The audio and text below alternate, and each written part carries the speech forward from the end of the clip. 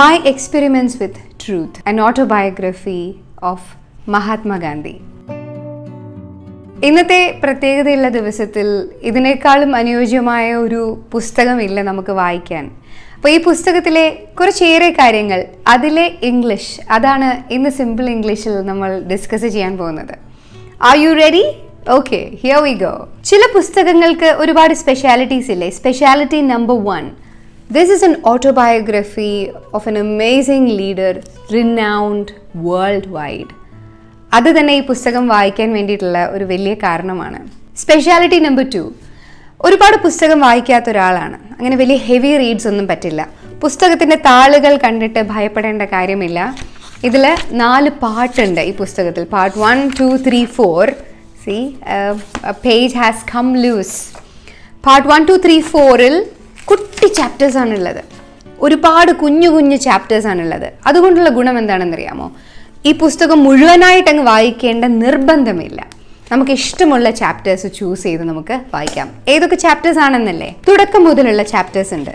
Birth and parentage, childhood, child marriage, a tragedy, stealing and atonement, glimpses of religion, changes, പിന്നെ the Boer war, return to India, in the Congress, recruiting campaign, near death's door. അങ്ങനെ ഒരു കൂട്ടം അധ്യായങ്ങൾ ഇതിലുണ്ട്. So this is an amazing book. English എന്ന ഭാഷ practice ചെയ്യാൻ വേണ്ടി മാത്രമല്ല കേട്ടോ, ഈവൻ അതർവൈസ് നമ്മളെല്ലാവരും വായിച്ചിരിക്കേണ്ട നല്ലൊരു പുസ്തകമാണ്. ഇതിൽ പ്രത്യേകിച്ചും കുട്ടികൾക്ക് വേണ്ടിയിട്ടുള്ള കുറച്ച് സ്പെഷ്യൽ കാര്യങ്ങളുണ്ട്. അതുകൊണ്ടാണ് എനിക്ക് ഈ പുസ്തകം ഇന്ന് ഗാന്ധി ജയന്തി ആയിട്ട് വായിക്കണം, അതിൽ കുറച്ച് കാര്യങ്ങൾ ഡിസ്കസ് ചെയ്യണമെന്ന് ഒരുപാട് ആഗ്രഹം തോന്നിയത്. അതിൽ തുടക്കത്തിൽ തന്നെയുള്ള ചാപ്റ്ററിൽ വരുന്നൊരു കാര്യമാണ്, ഗാന്ധിജി 7 വയസ്സ് വരെയുള്ള കാലഘട്ടത്തിൽ കള്ളം പറയില്ലായിരുന്നുവെന്നും പിന്നീട് ഇടക്കാലത്തൊരു ചെറിയ കള്ളം പറയുന്നുണ്ട്, അതിനുശേഷം അച്ഛനൊരു കൺഫെഷൻ നോട്ട് എഴുതുന്നുണ്ട്. ഇതൊക്കെ നമ്മളെ ഡീപ്ലി ഇമ്പാക്റ്റ് ചെയ്യുന്ന കാര്യങ്ങളാണ്. So on to the book now. Are you ready? Come along. So, chapter 1, birth and parentage. The Gandhis belonged to the Baniya caste and seem to have been originally grocers. Grocers എന്ന് പറഞ്ഞാൽ പലചരക്ക് വിൽപ്പനക്കാര്. But for 3 generations from my grandfather, they have been prime ministers in several Kathiawad states. So ഇതിൽ നിന്ന് നമ്മൾ മനസ്സിലാക്കേണ്ട ഒരു കാര്യം, നമ്മുടെ ലീനിയേജും ഹെറിറ്റേജും ഫാമിലിയും ഒന്നും വിഷയമല്ല. നമ്മുടെ അധ്വാനം അനുസരിച്ച് we can actually get to wherever we want to and we need to be. The outstanding impression my mother had left on my memory is that of saintliness എന്ന് ഗാന്ധിജി പറയുന്നുണ്ട്. ഗാന്ധിജി അമ്മയെക്കുറിച്ച് പറയുന്നത് ഇങ്ങനെയാണ്, ഔട്ട്സ്റ്റാൻഡിംഗ് ഇംപ്രഷൻ എന്ന് പറഞ്ഞാൽ എന്നെ വല്ലാണ്ട് impact ചെയ്ത അമ്മയെക്കുറിച്ചുള്ള ഓർമ്മ ഇതാണ്, ഒരു സെയിൻറ്റ്ലിനെസ്സിൻ്റെ ഒരു സെയിൻറ്റിനെ പോലെയുള്ള കാര്യമാണ് എനിക്ക് എൻ്റെ മെമ്മറിയിൽ ഉണ്ടായിരുന്നത്. അദ്ദേഹം എഴുതിയിട്ടുണ്ട്, she was deeply religious. Deeply religious എന്ന് പറഞ്ഞാൽ വളരെ റിലീജിയസ് എന്നുള്ളതാണ് ഉദ്ദേശിച്ചിരിക്കുന്നത്. വെരി റിലീജിയസിന് പകരം നമുക്ക് ഉപയോഗിക്കാം, oh he is deeply religious, she is deeply religious, അല്ലെങ്കിൽ he is deeply passionate, very passionate എന്നതിന് പകരം. She would not think of taking her meals without her daily prayers എന്ന് ഗാന്ധിജി പറഞ്ഞിട്ടുണ്ട്. She would not think about doing something, അങ്ങനെ ഒരു കാര്യം ചെയ്യുകയേ ഇല്ല എന്നാണ് ഈ പ്രയോഗം കൊണ്ട് ഉദ്ദേശിക്കുന്നത്. He would not think about being late. അത് സാധിക്കാൻ പറ്റുന്ന ഒരു കാര്യമേ അല്ല, ഒരിക്കലും അങ്ങനെ സംഭവിക്കില്ല എന്നാണ് അതുകൊണ്ട് ഉദ്ദേശിക്കുന്നത്. She would take the hardest vows and keep them without flinching എന്ന് പറഞ്ഞാൽ ദൃഢമായ പ്രതിജ്ഞകൾ എടുക്കുകയും അതിൽ ഫ്ലിഞ്ച് ചെയ്യാതെ, ഇങ്ങനെ സംശയിക്കാതെ അത് കൃത്യമായി ഫോളോ ചെയ്യുകയും ചെയ്തിരുന്നു. She would take the hardest vows and keep them without flinching. ഇത് നമ്മുടെ ഇംഗ്ലീഷ് പഠനത്തിൽ നമുക്ക് കൊണ്ടുവരാം കേട്ടോ. You can take a very strong vow that you will speak in English and follow it without flinching, ഒരു സംശയമില്ലാതെ. Illness was no excuse for relaxing them. അസുഖമാണെങ്കിൽ പോലും അത് റിലാക്സ് ചെയ്യാനൊരു എക്സ്ക്യൂസ് ആയിരുന്നില്ല. പിന്നെ Gandhiji also says that my mother had strong common sense. എൻ്റെ അമ്മയ്ക്ക് വളരെ സ്ട്രോങ് ആയിട്ട് കോമൺ സെൻസ് ഉണ്ടായിരുന്നു. She was well informed about all matters of state, and ladies of the court thought highly of her intelligence. She was well informed എന്ന് പറഞ്ഞാൽ ഒരു കാര്യത്തെക്കുറിച്ച് കൃത്യമായ ധാരണയുണ്ടായിരുന്നു. Are you well informed about a topic? അപ്പം നമുക്ക് പറയാം, നമുക്ക് പരിചയമുള്ള ഒരാളുണ്ടെങ്കിൽ പറയാം, he is well informed about music, he is well informed about health. And രണ്ടാമത്തെ സ്റ്റേറ്റ്മെൻറ്റ് എന്താണ്? Ladies of the court thought highly of her intelligence. To think highly about something എന്ന് പറഞ്ഞാൽ ഒരു കാര്യത്തെക്കുറിച്ച് വളരെ ഉയർന്ന് നമ്മൾ ചിന്തിക്കുക. You think very highly of Surya simple English, you say the channel is really good. അല്ലെങ്കിൽ നമുക്കൊരു വ്യക്തിയെക്കുറിച്ച് പറയാം, oh I really think very highly of that person. So that is the little bit of English from chapter 1. എനിക്ക് discuss ചെയ്യാൻ ഇഷ്ടം chapter 2 ആണ്. എനിക്ക് തോന്നുന്നു എല്ലാവരും ഈ ചാപ്റ്റർ 2 വായിച്ചിരിക്കണം. ചൈൽഡ്ഹുഡ്. സോ ചൈൽഡ്ഹുഡ് തുടങ്ങുന്നത് ഇങ്ങനെയാണ്. I must have been about 7 when my father left Porbandar from Rajkot to become a member of the Rajasthani court. I must have been about 7 എന്ന് പറഞ്ഞാൽ എനിക്ക് 7 വയസ്സായിരുന്നിരിക്കണം എന്നാണ്. There I was put into primary school. ഇവിടെ ഉണ്ടല്ലോ Gandhiji 1-2 incidents പറയുന്നുണ്ട്. ഒന്ന്, Gandhiji says that I used to be very shy and avoided all company. എന്ന് പറഞ്ഞാൽ എനിക്ക് വളരെ നാണമായിരുന്നു, എന്നിട്ട് കമ്പനിയൊക്കെ ഞാൻ ഒഴിവാക്കുമായിരുന്നു. I used to be very shy. Used to be എന്ന് പറയുമ്പോൾ പാസ്റ്റ് ടെൻസിലാണ്. അപ്പോൾ ഇന്ന് ഞാൻ കോൺഫിഡൻ്റ് ആണെങ്കിൽ എനിക്ക് പറയാമോ I used to be very shy. നാളെ നിങ്ങൾ നന്നായി ഇംഗ്ലീഷ് സംസാരിച്ച് തുടങ്ങി കഴിയുമ്പോഴത്തേക്കും നിങ്ങൾക്ക് പറയാം I used to have difficulty speaking in English, but today I am really good. So that's how you use used to.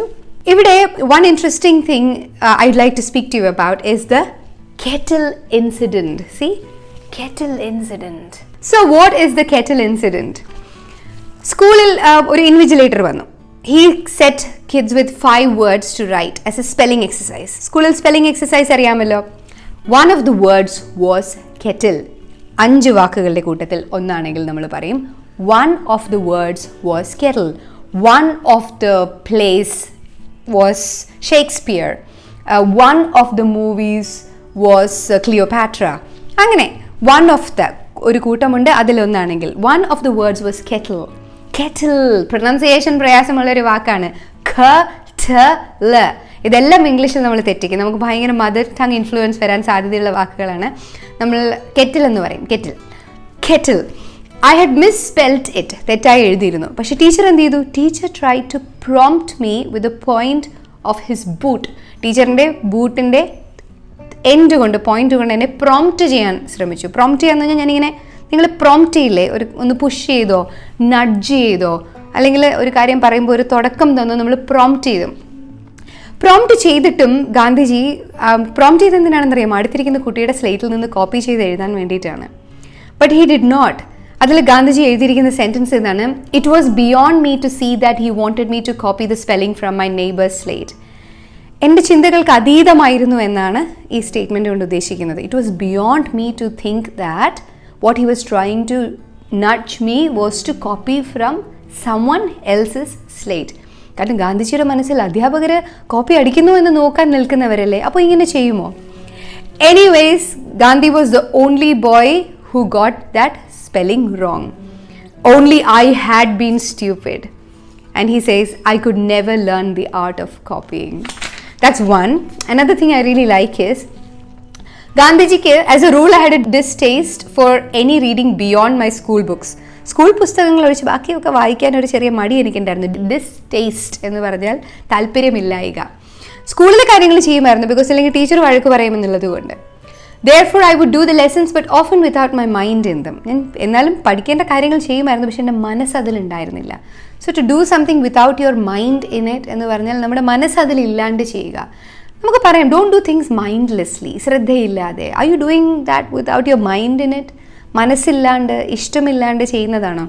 ഒരു കാര്യവും ആരെയും നിർബന്ധിച്ച് ചെയ്യിക്കാൻ പറ്റില്ല കേട്ടോ. നമ്മൾ വോളണ്ടറി ആയിട്ട് നമ്മൾക്ക് സ്വയം തോന്നി ചെയ്യുമ്പോൾ മാത്രമാണ് നമുക്ക് ഒരു കാര്യം ചെയ്യുന്നതിൻ്റെ പൂർണ്ണമായ പ്രയോജനം ഉണ്ടാകുന്നത്. So try and do things mindfully. പുസ്തകം വായിക്കില്ലായിരുന്നു, പക്ഷേ എന്ത് പറ്റിയെന്ന് പറഞ്ഞാൽ somehow my eyes fell on a book purchased by my father. എൻ്റെ അച്ഛൻ വാങ്ങിച്ചൊരു പുസ്തകത്തിലേക്ക് എൻ്റെ കണ്ണ് ചെന്ന് പെട്ടു.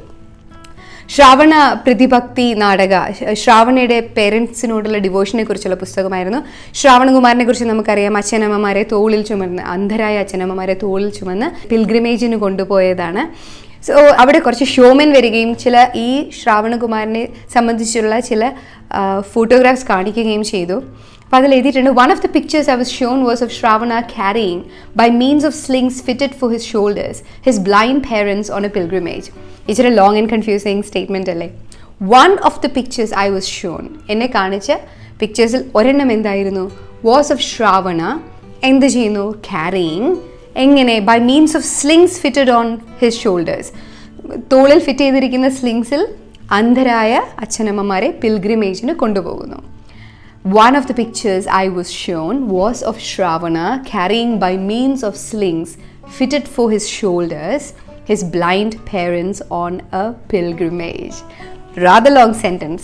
പക്ഷെ അർത്ഥം മനസ്സിലാക്കി വായിക്കുമ്പോൾ നമുക്ക് അതിൻ്റെ കൺസ്ട്രക്റ്റ് ഏകദേശം പിടികിട്ടുന്നില്ലേ? The book and the picture left an indelible impression on my mind. ചില കാര്യങ്ങൾ ഇങ്ങനെയാണ്, നമ്മൾ കണ്ടു കഴിയുമ്പോൾ നമുക്ക് വളരെ ഒരു വ്യൂ, ഒരു പെർസ്പെക്റ്റീവ്, അതിനോടൊരു ഇൻക്ലിനേഷൻ ഒക്കെ ഉണ്ടാകും, which is good. And Gandhiji says, here is an example for you to copy. Here is an example for you to copy. ആദ്യം ഗാന്ധിജി പറഞ്ഞില്ലേ, ഹി കനോട്ട് കോപ്പി. അവിടെ ഒരു വാല്യൂവിൻ്റെ വ്യത്യാസമാണ്, ഒരു വാല്യൂ സിസ്റ്റം ഉണ്ടല്ലോ, മറ്റൊരാളിൽ നിന്ന് നമ്മൾ കണ്ടെഴുതാൻ പാടില്ല എന്ന്. എന്നാൽ റെലവൻ്റ് ആയിട്ടുള്ളതും കാര്യമായിട്ടുള്ള വാല്യൂസ് വരുമ്പോൾ തീർച്ചയായും നമുക്കത് കോപ്പി ചെയ്യുകയും നമ്മുടെ ലൈഫിലേക്ക് അത് അഡാപ്റ്റ് ചെയ്യാനും ഒക്കെ സാധിക്കും. ഒരു ഭാഷ സംസാരിക്കാൻ പഠിക്കുന്നതും അങ്ങനെയാണ് കേട്ടോ. നമ്മൾ കോപ്പി ചെയ്യണം.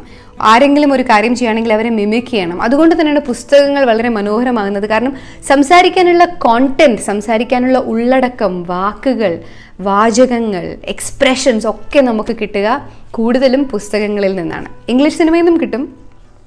പിന്നീട് ഇതുപോലെ തന്നെ ഹരിശ്ചന്ദ്രൻ്റെ പ്ലേ കാണുമ്പോഴും Gandhiji gets really influenced. And he also says, why should not all be truthful like Harishchandra? Why should not all be truthful like Harishchandra? Instead of saying everybody should be truthful like Harishchandra, ഇവിടെ ഗാന്ധിജി സ്വയം ചിന്തിക്കുകയാണ്, എന്തുകൊണ്ട് എല്ലാവർക്കും ഹരിശ്ചന്ദ്രനെ പോലെ truthful, സത്യസന്ധൻ ആയിക്കൂടാ എന്ന്. So that is pretty much around second chapter, childhood. It's worth reading. ഇനി നമുക്ക് കുറച്ച് കുട്ടി ചാപ്റ്റേഴ്സിൽ സ്കിപ്പ് റീഡ് ചെയ്താലോ? ചേഞ്ചസ് എന്ന് പറഞ്ഞ ചാപ്റ്ററാണ്. അതിൽ രണ്ടാമത്തെ പാരഗ്രാഫിൽ എഴുതിയിട്ടുണ്ട്, as I kept strict watch over my way of living, I could see that it was necessary to economize. As I kept strict watch over my way of living, എൻ്റെ ജീവിത രീതിയിൽ ഞാൻ വളരെ സ്ട്രിക്റ്റ് ആയിട്ട് ഒബ്സർവ് ചെയ്തപ്പോൾ എനിക്ക് മനസ്സിലായ കാര്യം എന്താണ്? It was necessary for me to economise. അതായത് കുറച്ചുകൂടി എക്കണോമിക്കലായിട്ട് ജീവിക്കുക എന്നുള്ളത് എനിക്ക് ആവശ്യമായിരുന്നു, എനിക്ക് നെസസറി ആയിരുന്നു എന്ന്. I therefore decided to reduce my expenses by half. ഞാൻ അതുകൊണ്ട് എന്ത് ചെയ്തു? ഞാൻ ഡിസൈഡ് ചെയ്തു. എന്താണ് ഡിസൈഡ് ചെയ്തത്? To reduce my expenses by half. എൻ്റെ ചിലവുകൾ പകുതിയോളം കുറയ്ക്കാനായിട്ട് ഞാൻ തീരുമാനിച്ചു. My accounts showed numerous items spend on fares. Fares എന്ന് പറഞ്ഞാൽ യാത്രയ്ക്ക് വേണ്ടി ചിലവാകുന്ന പൈസ. എൻ്റെ അക്കൗണ്ടിൽ എന്താണ് കണ്ടത്? ന്യൂമറസ് എന്ന് പറഞ്ഞാൽ ഒന്നിൽ കൂടുതൽ. എൻ്റെ അക്കൗണ്ടിൽ ഒരുപാട് യാത്രയ്ക്ക് സംബന്ധമായി ഒരുപാട് ചിലവ് ഉള്ളതായിട്ട് ഞാൻ കണ്ടു. Again, my living with a family meant the payment of a regular weekly bill. ഒരു കുടുംബത്തോടൊപ്പം കഴിയുന്നത് കൊണ്ട് എന്താണ് സംഭവിക്കുന്നത്? റെഗുലറായിട്ട് ആഴ്ചതോറും ബില്ല് അടയ്ക്കേണ്ടി വരുന്നുണ്ട്. It also included the courtesy of occasionally taking members of the family out to dinner and likewise attending parties with them. It also included the courtesy എന്ന് പറഞ്ഞാൽ മര്യാദ. അതിൽ ഒരു കുടുംബത്തോടൊപ്പം താമസിച്ചിരുന്നത് കൊണ്ട് എന്തുകൂടി ഉണ്ടായി? കുടുംബത്തിൽ താമസിക്കുമ്പോൾ കുറച്ചുകൂടി കേർട്ടസി വേണം. ഒക്കേഷണലി വല്ലപ്പോഴും ഫാമിലി മെമ്പേഴ്സിനെ ഡിന്നറിന് കൊണ്ടുപോകണം. ആ ഒരു കേർട്ടസിയും കൂടി, ആ ഒരു മര്യാദ കൂടി എനിക്ക് പാലിക്കേണ്ടി വന്നു.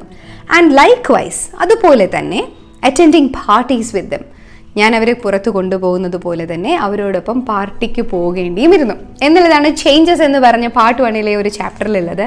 Let's take a look at another one. Okay, this chapter is about whom God protects.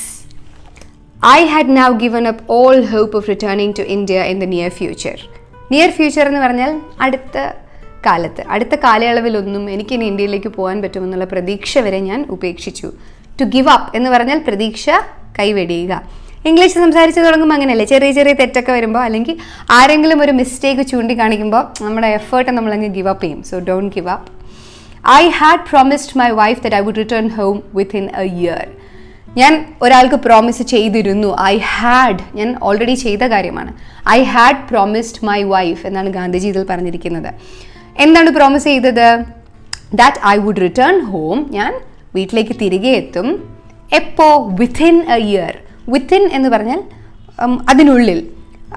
What time will you come? I'll come within 20 minutes. He should be there, within that timeline. അവരവിടെ ഉണ്ടോ? They should be there within that area. ഉൾക്കൊള്ളുന്ന. The year had gone without any prospect of my return.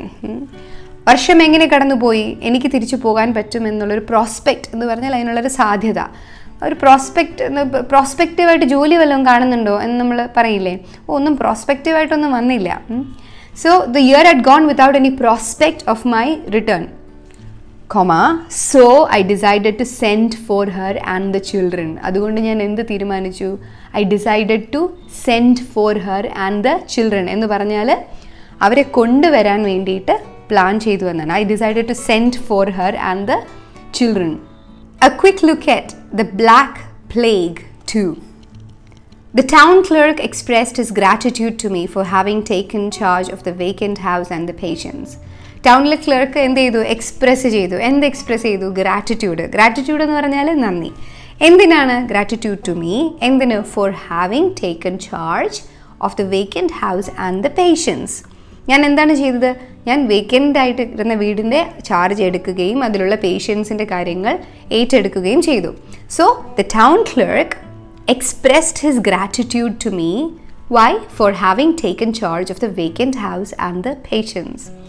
He frankly confessed that the town council had no immediate means to cope with such an emergency. He frankly confessed എന്ന് പറഞ്ഞാൽ പുള്ളി തുറന്നു തന്നെ സത്യസന്ധമായി പറഞ്ഞു, ആ സത്യം പറഞ്ഞു. എന്താണ്? Town council had no immediate means.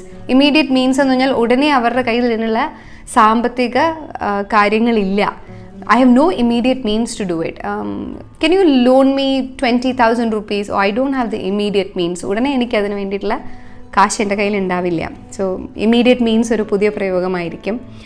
He frankly confessed, തുറന്ന് തന്നെ പുള്ളി സമ്മതിച്ചു, that the town council had no immediate means to cope with such an emergency. To cope with something എന്ന് പറഞ്ഞാൽ എന്തെങ്കിലും ഒരു കാര്യവുമായി അഡ്ജസ്റ്റ് ചെയ്യുക. അത് ആ ഒരു പ്രശ്നവുമായി നമുക്ക് കോപ്പ് ചെയ്യാൻ പറ്റും. കോപ്പ് അപ്പ് എന്ന് പറഞ്ഞ വാക്ക് നിങ്ങൾ കേട്ടിട്ടില്ലേ? But promise that they would render all the help in their power. പക്ഷെ എന്താണ് പ്രോമിസ് ചെയ്തത്? ദാറ്റ് ദേ വുഡ് റെൻഡർ, അവർ തരും.